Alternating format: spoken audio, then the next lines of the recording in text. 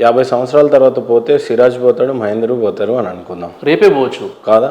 అయితే ఈ ప్రపంచానికి నిజదేవుడు ఎప్పటికి తెలుస్తాడు, ఇంకెంతకాలం పడుతుంది, ఇంకా ఈ హిందూ ముస్లిం కాన్సెప్ట్ ఈ ఫైటింగ్స్ ఎన్నాళ్ళ పాటు నడుస్తుండొచ్చు? ఇప్పుడు హిందూ ముస్లింల గొడవలు అన్న విషయాన్ని అది అసలు ఆ గొడవలు ఎలా వచ్చాయి, ఎప్పటి నుండి వచ్చాయంటే మనం చూస్తున్నాం కదా. కొంతమంది ఏంటంటే ఆ విధంగా హిందూ ముస్లింలను రెచ్చగొట్టే విధంగా కొంతమంది ప్రసంగాలు చేస్తున్నారు. కొంతమంది పుణ్యం అంటూ ఆ గొడవలు వచ్చేది. కానీ ఇంతమంది మనం అందరం కలిసి ఉన్నాం కదండి, అందరం కలిసి ఉన్నాం, ఇప్పుడు కూడా కలిసి ఉన్నాం. ఈ మతోన్మాద భావజాలం అనేది ఒక 10% వ్యక్తులు ఉంటారేమో, కానీ 90% వ్యక్తులు అందరు కలిసి ఉండాలని కోరుకుంటున్నారు కదా. మళ్ళీ ఈ 10% వ్యక్తులకు సంస్కరించాలి మనం, అంతే కదా. భూమి బల్లపరుపుగా ఉంది అని కొందరు అంటారు, రౌండ్గా ఉంది అని అంటారు కొంతమంది. కొంత సైన్స్కి టిపికల్గా అనిపించేది ఏంటంటే నిజంగా రౌండ్గా ఉంటే ఇదంతా ఆకాశం, స్పేస్, అందులో భూమి ఒక బాల్ లాగా ఎక్కడో తిరుగుతుంది. ఇక్కడ బొక్క పెడితే కింద, అక్కడ ఆఫ్రికాలో పెడితే ఇక్కడ ఇండియాలోకి బొక్క పడుతుందేమో అని అనుకుంటారు. నిజంగా మీకు తెలిసిన సైన్స్ ఏంటి సార్? 1500వ శతాబ్దంలో సర్ ఫ్రాన్సిస్ డ్రేక్ అనేటటువంటి ఒక నౌకాయాన పరిశోధకుడు, ఆయన ముందుగా భూమి గుండ్రంగా ఉందని చెప్పాడు అనమాట. భూమి గుండ్రంగా ఉంది, బల్లపరుపుగా లేదు. కొంతమంది ఏమంటారంటే అది ఖురాన్ ప్రకారంగా భూమి బల్లపరుపుగా ఉందేమో అన్న ఆలోచన కలిగి ఉంటారు. కానీ ఖురాన్లో సూరే నాజియాత్లో వల్ అరద బాద దాలిక దహాహ అంటే భూమిని వివరిస్తూ, దహా అంటే ఆస్ట్రిచ్ ఎగ్ అనమాట. ఆస్ట్రిచ్ ఎగ్ అంటే ఉష్ణపక్షి గుడ్డు ఆకారంలో భూమి ఉందని చెప్పేసి, స్పెరికల్ షేప్ అంటారు. ఇదే షేపులో భూమి ఉందని చెప్పేసి సైంటిఫిక్ కూడా అది ప్రూఫ్ అయిపోయింది. కాబట్టి భూమి బల్లపరుపుగా లేదు, భూమి గోళాకారంగా ఉంది. రైట్. ఇప్పుడు స్పేస్ మొత్తం ఇలా ఉంటే ఇది గోళాకారంలో ఒక చోటు ఉంది. ఆఫ్రికాలో కనుక బోర్వెల్ వేస్తే ఇండియాకి రావచ్చు కదా అంటున్నా. బాల్ లాగా ఉంది అని అంటే ఇంతవరకు అలాంటి పరిశోధన జరగలేదేమో. మనం అంతా స్పేస్లో భూమి ఉంది కదా సార్. ఇప్పుడు బల్లపరుపుగా ఉన్నటువంటి అంటే గుండ్రంగా ఉన్నటువంటి భూమి దేవుడు మన నివాస యోగ్యంగా ఏంటంటే దాన్ని బల్లపరుపుగా చేశాడు. అంటే ఇప్పుడు ఉదాహరణకి మనం బెడ్రూమ్లో ఎలా ఉంటాం, చాలా ప్రశాంతంగా ఉంటాం. వల్ల ఖురాన్లో కూడా ఒక పోల్చి చెప్పడం జరిగింది అనమాట. అంటే మీరు ప్రశాంతంగా ఉండడానికి దాన్ని మేము పరచడం జరిగిందని చెప్పేసి. గోళాకారంలో ఉందో లేదో తెలియదు. అదే అండి, ఆస్ట్రిచ్ ఎగ్ ఆకారంలో ఉంది, గోళాకారంగానే ఉన్నట్లు అనమాట. సిరాజ్ గారి జీవిత లక్ష్యం ఏంటి సార్? నా జీవిత లక్ష్యం ఏంటంటే నేను బ్రతికున్నన్ని రోజులు కూడా నేను ఇదే పాటుపడతాను. ఆ విషయం ఏంటంటే హిందూ ముస్లింల మధ్య మంచి ఐక్యత రావాలి, మత సామరస్యం వికసించాలి, మనం అంతా కలిసి కట్టుగా జీవితం గడపాలి, దేశ అభివృద్ధి కోసం మనము ప్రయత్నం చేయాలి. మన దేశాన్ని పూర్తి ప్రపంచ దేశాల్లోనే ఒక నెంబర్ 1 టాప్ పొజిషన్లో మన ఇండియాని తీసుకెళ్ళడానికి మన శాయశక్తుల మనం ప్రయత్నాలు చేయాలి. ఈ క్రమంలోనే నేను ఒక వేని ఎంచుకున్నాను. అదేంటంటే అన్ని గ్రంథాల వెలుగులో మనిషిని నైతిక విలువల వైపునకు నడిపించడం ఎలా. ఒకవేళ నువ్వు హిందూ అయితే హిందూ శాస్త్రాల ప్రకారంగా ఆ దేవుడిని నువ్వు చూస్తున్నాడు, ఆ దేవునికి నువ్వు లెక్క చెప్పుకోవాలి, జడ్జిమెంట్ డే అనేది ఉందని నేను ప్రూవ్ చేస్తున్నాను.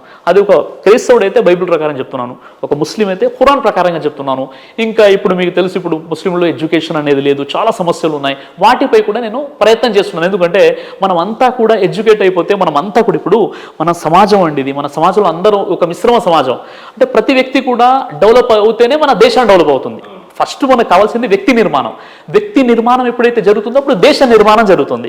కాబట్టి ఆ దేశంలో ఉన్న ప్రజలందరిలో కూడా చైతన్యవంతులు అవ్వాలి. కేవలం ఒక ముస్లింలు అవ్వాలని అనట్లేదు, హిందువులు, క్రైస్తవులు, అన్ని మతాల వాళ్ళు చైతన్యవంతులైనప్పుడు వ్యక్తి నిర్మాణం జరుగుతుంది. ఎప్పుడైతే వ్యక్తి నిర్మాణం జరుగుతుందో దేశం అభివృద్ధి వైపు నడుస్తుంది. కాబట్టి ఈ కాన్సెప్ట్తో నేను ఉన్నాను. చాలా గొప్ప కాన్సెప్ట్ సార్. జీవితంలో చాలా ప్రయాసపడి మీ వయసు అంతా కూడా బిజినెస్కి కేటాయించకుండా, దేనికి కేటాయించకుండా పుస్తకాలకు ఎక్కువగా కేటాయించారు. ధర్మాన్నే తెలియజేయాలి అని చెప్పేసి అహర్నిశలు మీరు కష్టపడి మీ యవ్వనాన్ని మొత్తం దాన్ని దారబోసారు. ఫైనల్ కంక్లూషన్ మీకు ఏమైనా లభించిందా? ఇంకా ప్రయాణం కొనసాగుతూనే ఉందా? ఏమనిపించింది సార్? ఇప్పుడు చూడండి, సంతోష్ ఘనపాటి గారి యొక్క వీడియోస్ చూసి అంటే చెప్తున్నాను ఏం జరిగిందంటే, నాకు ఒక బ్రాహ్మణ్ ఒక సోదరిమని నాకు కాల్ చేశారనమాట. ఎలా చేశారంటే, సంతోష్ ఘనపాటి గారు కొన్ని రీల్స్ చేస్తున్నారు అనమాట. రీల్స్ చేసేటప్పుడు ఆ రీల్ ఆ సోదరిమనికి తెలిసిన తర్వాత ఏంటి, అయినా ముస్లిం ఉండి తెలుగు చాలా చక్కగా మాట్లాడుతున్నాడు అని చెప్పేసి ఆ సోదరిమని ఏం చేసిందంటే, చాలా నా నెంబర్ అంటే డైరెక్ట్గా వీడియోస్లో నా నెంబర్ ఉండదండి, నా కోఆర్డినేటర్ నెంబర్ ఉంటుంది. ఆ కోఆర్డినేటర్కి ఫోన్ చేసి తర్వాత నా నెంబర్ తీసుకోవడం జరిగింది. ఆ నెంబర్లో ఆమెకు ఉన్నటువంటి ఒక సమస్య చెప్పారనమాట.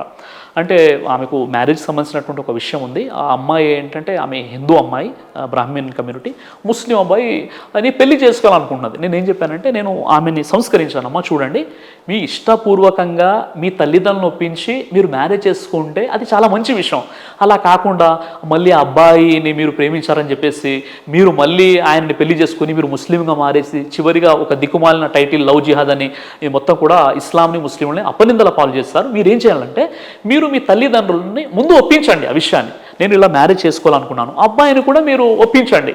ఆ విధంగా ఉంటే మీరు ఫర్దర్గా మీరు ముందుకు వెళ్ళిపోండి అన్న విషయం చెప్పాను. అప్పుడు ఆమె చెప్పారు, నేను మన సంతోష్ ఘనపాటి గారి ఆయన రీల్స్ చూస్తుంటే మీది వచ్చేసిందండి, తర్వాత మీ ఆర్గనైజేషన్ చూసి సెర్చ్ చేస్తే మీ కోఆర్డినేటర్ నెంబర్, ఆ కోఆర్డినేటర్ చాలా కష్టంగా నెంబర్ ఇచ్చారని చెప్పేసి చెప్పాను అనమాట. అంటే ఇది ఒక సాక్ష్యము.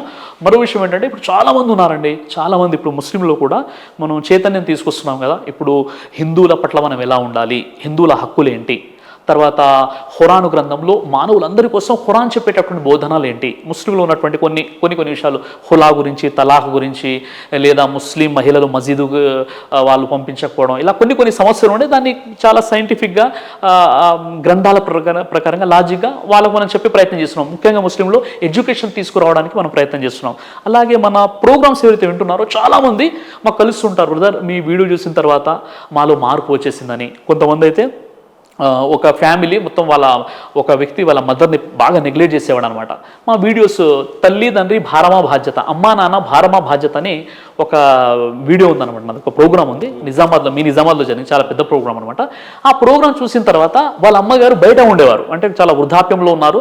తర్వాత ఆ వీడియో చూసి ఆయన ఇంటికి తీసుకొచ్చేసాడు. ఆయన నాకు సాక్ష్యం ఇచ్చాడు. వాళ్ళ పిలిచేసి నాకు ఏంటంటే ఒక లంచ్ ఏర్పాటు చేసి ఆ ప్రోగ్రామ్ వెళ్ళినప్పుడు వాళ్ళు పిలిస్తే చెప్పారనమాట. అంటే వన్ ఆఫ్ దోస్ రీజన్ అండి, నేను కూడా మీ ఫ్యాన్ని యాక్చువల్లీ. ఇలాంటి తల్లిదండ్రులను దగ్గర చేసిన సందర్భాలు, ఫ్రెండ్షిప్ గురించి చెప్పిన సందర్భాలు, పెళ్లి గురించి చెప్పిన సందర్భాలు, కష్ట నష్టాల్లో ఎలా నిలదొక్కుకోవాలని చెప్పిన సందర్భాలు, ఇలాంటివన్నీ మిమ్మల్ని దగ్గర చేసినాయి. అంటే వన్ ఆఫ్ మై ఫేవరెట్ అంటే ఊరికి అవ్వలేదు, లేకపోతే నేను 3 నెలలు మీ వెంట పడాను కదా.